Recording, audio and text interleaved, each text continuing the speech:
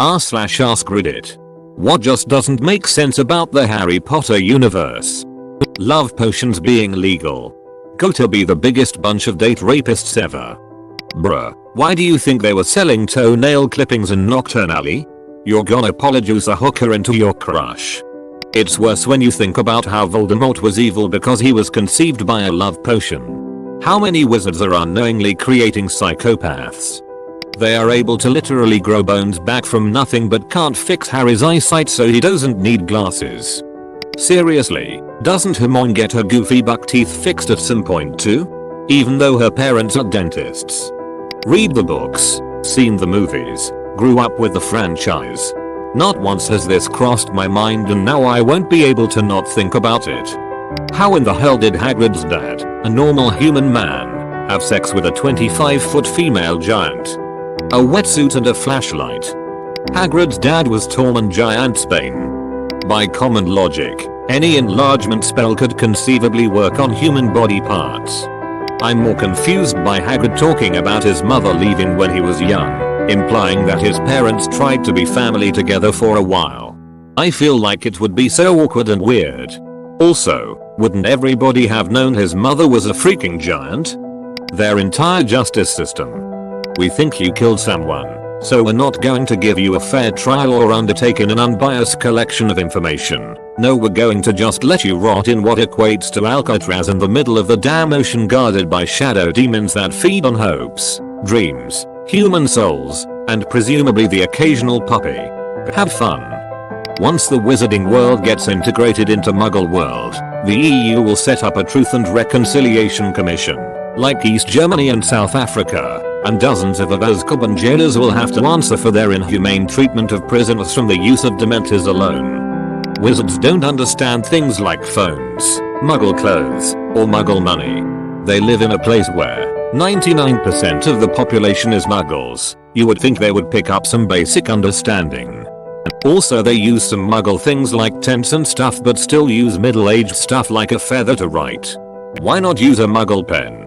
Also I hate that they got rid of the wizard wearing strange Muggle clothes concept for the movies. They seem to have really isolated themselves off from the Muggle world in general, but I did always wonder if there were Muggle-born kids that just chose to re-enter life in the Muggle world but as witches and wizards in their private life. Basically leaving a small pond with other big fish to re-enter the big pond with smaller fish. Like I know they treat divination already like a big of an iffy kookier branch of magic but if you had someone decently good try to make it on the stock market. They have newspapers and cameras. Yet they don't understand things like what a rubber duck is for or a car. They live in a place where 99% of the population is Muggles. You would think they would pick up some basic understanding. Rich people live in a place where 99% of the population is poor. They do not often have a grasp on how poverty works. Guy live in a place where 51% of the populace is female. No understand there either. Where do the pureblood kids go before Hogwarts secondary school? Do they have a wizarding primary school? Are they homeschooled? They don't go to Muggle schools because they know jack shit about the Muggle world. I need a NSWERS. I always assumed they were just homeschooled. They probably learn basic life skills from their parents and read about magical books.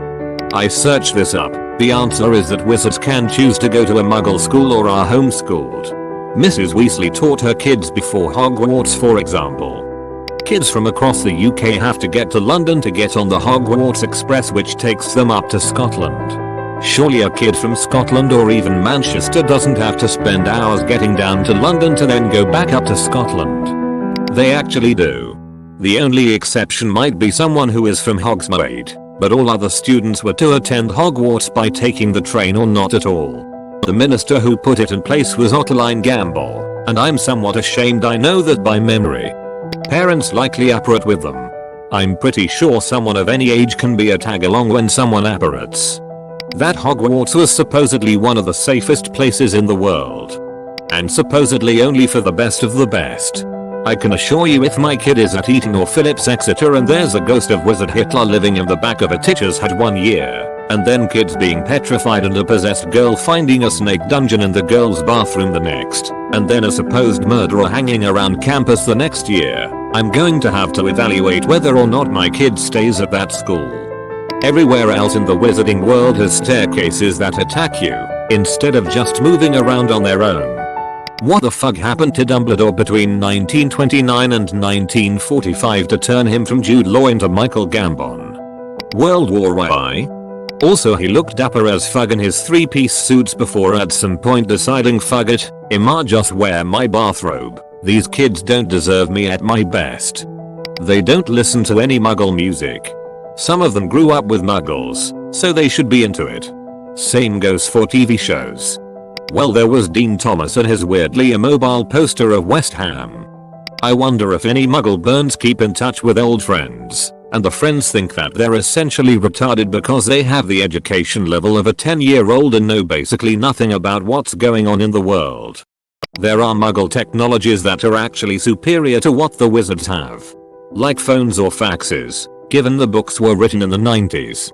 Today, it would be video chat etc.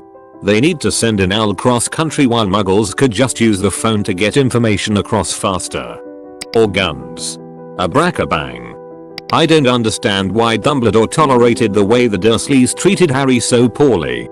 Even if he didn't want Harry to know that he was a Wizard World rock star, he might have had Hagrid drop by one day when Harry wasn't around to have a word with Vernon.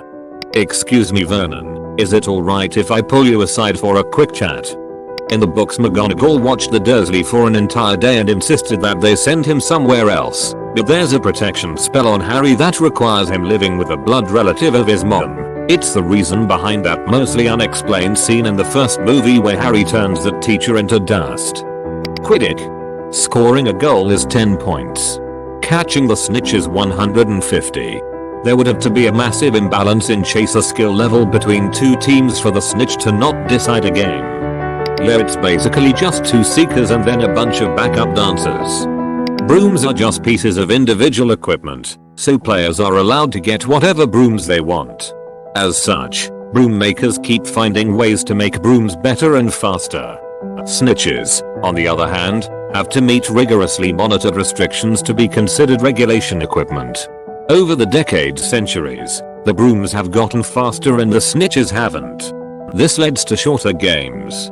Shorter games have lower scores, so the 150 points for the snitch means more now than it did when the brooms were all crap. This was explained as the snitch originally being an actual bird. One that was much harder to catch, and the 150 points came in later, as originally the prize was 150 galleons if anyone caught it. Remember also that there were matches that would last days, and one apparently lasted 6 months before they just gave up. So it's kind of a point of technology in brooms and skill progressing much faster. Like the best seeker from the 1500s with his broom and know-how would do shit against a modern seeker. Locking the 3rd floor corridor when anyone that knows Alohomora can get in. Law student here. Adds criminal intent to the act of proceeding into the corridor, and it's secured Fluffy against potential attractive nuisance liability issues. I'm sure the resident Hogwarts lawyer advised it. Unbeatable truth serum exists. Magical justice system. We throw innocent dudes in prison without a trial and let obvious terrorists go free. There is no solution to this. Veritaserum is the most powerful truth potion they have, and it's far from unbeatable. It also only makes people say what they think is true, so if someone's memory was altered they'd still confess or deny anything they'd been told to believe. Why couldn't Harry just not compete in the Triwizard tournament? It's clearly against the rules. It's clearly not supposed to happen. It's probably a trap since Harry has had 3 years of magical assassination attempts against him. Why not just let him forfeit every round and everyone can move on? This is one of my pet peeves, too. In the movie they explain that there is a binding magical contract. Okay, so what happens if Harry doesn't participate? Will someone sue him in wizard court? Will the Ministry of Magic arrest him? Why can't the relevant authorities just say, this is clearly bullshit, and tell Harry to stay home? And all of that was just a plot to get Harry to touch a portkey. I was discussing this on a post yesterday, and someone suggested simply mailing him a portkey, which is basically wizard fishing. The way wizards just didn't wear robes in the movies. The Malfoys, purebloods who want nothing to do with the Muggle world and Muggleborns, are depicted wearing muggle clothing in the films. Draco walks around in his black suit outfit for much of the later films, yet his family is supposed to hate everything muggle. The films also gave up on the story being set in the 90s like halfway through. Or that Dumbledore wore a suit in the 50s, Fantastic Beasts, but then wore long robes and had a massive beard in the series. Dumbledore was a great man. I got massive respect for the dude. But when it comes to his role as a headmaster, I would say he is a pretty incompetent one. He had no control over administration and had no idea what's going on around here. Not to mention his massive bias for Gryffindor. The fact that the killing curse is unstoppable, but people bother to use other curses while dueling in battles where they want to kill one another. It takes a lot of effort to create the killing curse.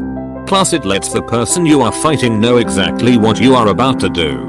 Touched on in the 6th book when Snape talks about why non-verbal spells have the surprise advantage over verbal spells. Harder to block dodge something when you don't know what it is. Avada Kedavra can't be done non-verbally. I assume it takes effort to conjure that curse, and you could miss. There also might be a refractory period like after a wank where it takes a lot out of you and you're unable to use the wand again for a short while afterwards. Why Goblet of Fire has a second name, Harry Potter and the Year where everyone has long hair for no reason whatsoever. As much as I hate the hairstyles in that film, I think it reflected the trend of what teens would wear around that time. Why must we have poor choices? Also, Accio being a 4th year spell. You can tell that this is only because JKR didn't think of it till Goff, because this incredibly simple yet useful spell appears exactly 0 times in previous books. But just the way magic is introduced into new books as a device to advance the plot, then promptly forgotten about. Also, these plot devices will never be considered for any use other than to advance the plot, no matter how logical and basic. Why doesn't Neville, the largest of the children, simply eat the others? That fucking time travel locket. It breaks the entire plot. Agreed. Even if we accept that you can't use them to change the past, think about how many plot points could be resolved just by observing the past. Who opened the Chamber of Secrets? Time Turner. Did Sirius Black really kill all those people? Time Turner. Is Voldemort really back? Time Turner. A wizard has turned evil and is going around killing everybody. Better take this time travel device and hide it for years until a student wants to take some extra classes. Time Turners. Everyone acknowledges the massive potential ramifications of using a time turner improperly to the extent that they are not allowed to be used by anyone. But an exception is made for teenagers, arguably the most irrational users conceivable, with raging hormones and not yet fully developed brains. Probably not a good policy. But it was for a great cause, so a teenage girl could take multiple classes at the same time. They teach magic at Hogwarts but not maths, English, languages, IT, or pay. IT would be difficult when technology breaks on castle grounds. No excuse for the rest. The insufferable Halloween theme of the whole culture. Like, okay, I can buy that the Muggle idea of pointy hats and flying broomsticks was inspired by the stray glimpses that Muggles got of the wizarding world. But why on God's green earth would an entire culture drink pumpkin juice? Sips third pumpkin spice latte of the season like a basic bitch. Wait. Shit. Pumpkin spice is just mulling spice. There is no pumpkin in it, it's called that because it's used in pumpkin pie. Basic bitch. Basic witch? Voldemort is a goddamn idiot. If he would drop Theatrix and throw a baby against a wall, there wouldn't be any issues for him. Should have yeeted Harry out the window. J.K. Rowling admits she's bad at math, but like how many people go to Hogwarts? If there are really only 10 students per house per year, that's only 280 people. But she describes hundreds, sometimes thousands of kids. The only compelling argument I can think of is that there was a huge demographic shift after Voldemort was defeated and a lot more people had babies, so the years right after Harry have a lot more students. I honestly think she just hadn't figured out how many students it was. Also, it's wild in the 5th book when Harry clearly has PTSD, but every adult, except maybe Sirius and Molly, is like, let's let his 2 teenage friends take care of him. Now that I'm an adult, Hagrid is my favorite and Dumbledore does not come off looking good. I adore Harry Potter, books and movies, but I would expand your closing remark about Dumbledore to the wizarding population at large. Outside of like 5 people, seemingly every single witch and wizard is an idiot. It's no wonder Harry is a standout when he's one of the few people in the story of average intelligence. Nobody at Hogwarts ever exercises. Hell, their only sport is them sitting practically still, and the Great Hall has unlimited fattening food, but everyone is super skinny. Especially Harry, who grew up underfed, would probably gorge himself and gain at least a few pounds. But no, everyone is super thin. Weren't Crabbe and Goyle described as chubby or at least big in the books? School starts on the 1st of September, but Harry's birthday is on the 31st of July, and in the movie he takes the train just the day after. Edit. I'm talking about the movie, guys. That is just how British rail system works. I literally never noticed this. I'm bothered now. Good catch. Why was Dumbledore chess mastering the whole thing? Did Dumbledore specifically set up the whole series of events in a giant decade-long trap? Why did he train Harry as a magical child soldier? Why did he do everything at arm's length? Dumbledore had the magical equivalent of a nuke with the Elder Wand and invisibility cloak. He very well could have beaten every Death Eater individually, picking away at their numbers. The Death Eaters still have families and day jobs and go to the bathroom. They aren't in a huge magical army, so they could face off against a superior opponent. There wasn't a reason to go all cloak and dagger. Dumbledore is hideously powerful, had access to immortality, and had 2/3 of the most powerful magical items, and all of the useful ones, from Death himself. So why go through so much trouble?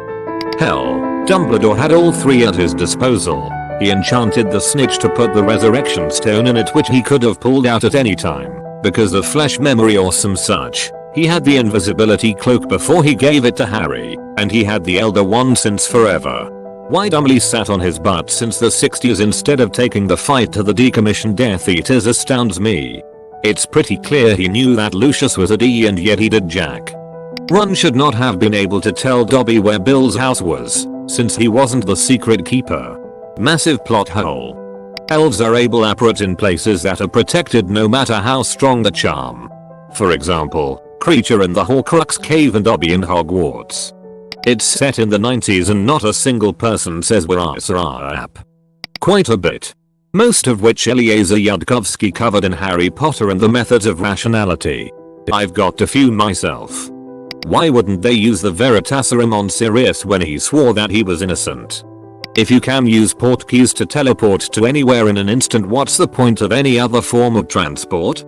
Why Rita Skeeter was able to write horrendous things about a variety of minors, resulting in them being attacked by adult wizard hate mail.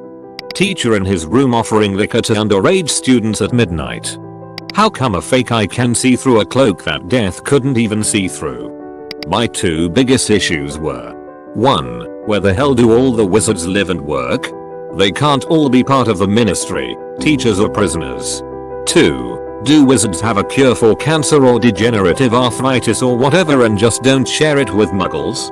BC, that's straight up evil. If not, then what the hell is up with shit like that tooth shrink spell or the bone growing stuff? Why can't there just be candy that's popular and doesn't have magical properties? I know that it's to amp up the English magical culture, and possibly to avoid product placement, but still. Najani being a human? Nah man, that's dumb. I don't need this in my life. How does Binns teaching a class even work when it comes to homework? They're consistently having to write essays for him, but ghosts are specifically stated to not be able to interact with physical objects very much, if at all. It's poltergeists that can move shit. So how does Binns collect, much less grade, homework? And given his memory issues when it comes to names, how would he ever manage to assign the correct marks to each student? Wizard history could be awesome if taught by someone even vaguely interesting. He has a TA. The fact that self-sacrifice can stop an Avada Kedavra is somehow a brand new discovery in 1981. You can't expect me to believe that not once in all of European wizarding history has that situation ever come up, especially when dark wizards are common enough to have their own term. It wasn't a discovery, it was very old magic. Voldemort himself says it. You know, of course, that they have called this boy my downfall? You all know that on the night I lost my powers and my body, I tried to kill him. His mother died in the attempt to save him, and unwittingly provided him with the protection I admit I had not foreseen. I could not touch the boy. His mother left upon him the traces of her sacrifice. This is old magic. I should have remembered it. I was foolish to overlook it. But no matter. I can touch him now. I'm the earlier books. Harry is seen reading with Loomis under his bed and no one cares, and later on do any magic at all and you're going to Azkaban. If you do some maths I'm too tired to explain, you find out that there should be around 5,000-6,000 wizards in the UK. Which means at some point 2 out of 5,500 people wanted to rule the world and acted on that. Fred and George have always known, they must have, according to some clues in the books, that their 11-year-old brother is sharing a bed with a male they've never heard of. But no, they don't try to find out who this is, which would have resulted in Dumbledore being informed about the fact that there is a mid-aged, dead man in their brother's bed. Every single night. During the whole fight against Voldemort they, the government, never tried to get help from any other country, which is kinda rubbish. Throughout the whole series you get many clues which all lead to one fact. The Weasleys make out 10% of Wizard Society, but somehow Fred, George, Percy, Ron and Ginny are the only ones in Hogwarts. And a few other things I'm too tired to list or the other people here have already named. Fred and George have always known, they must have, according to some clues in the books, that their 11-year-old brother is sharing a bed with a male they've never heard of. But no, they don't try to find out who this is, which would have resulted in Dumbledore being informed about the fact that there is a mid-aged, dead man in their brother's bed. Every single night. She lazily hand-wavs this plot hole when the twins give the Marauders map to Harry. They tell him that they don't really use it because they have all the shortcuts memorized, so presumably it has been a while since they've used it. Maybe they haven't used it since Ron and Peter Pettigrew came to Hogwarts. Of course, that's insane. The true value of the Marauders map isn't that it shows all the shortcuts, it's that it shows exactly where everyone is at all times. How could two people as bright as Fred and George fail to recognize that? The night bus. It's set up with beds instead of seats, but it pops around the country by magic. If it is clearly moving far faster than a regular bus, why would it have the longer term piece of furniture? Teenage boy with an invisibility cloak, in a school full of pretty girls, and he goes to the library. Okay, so 7 galleons for a wand with unicorn hairs in it, 20 galleons for a single unicorn hair? WTF. Their economic system. I remember seeing a video on YouTube a while back breaking down how fucked their economy would be given that they can just conjure anything from thin air.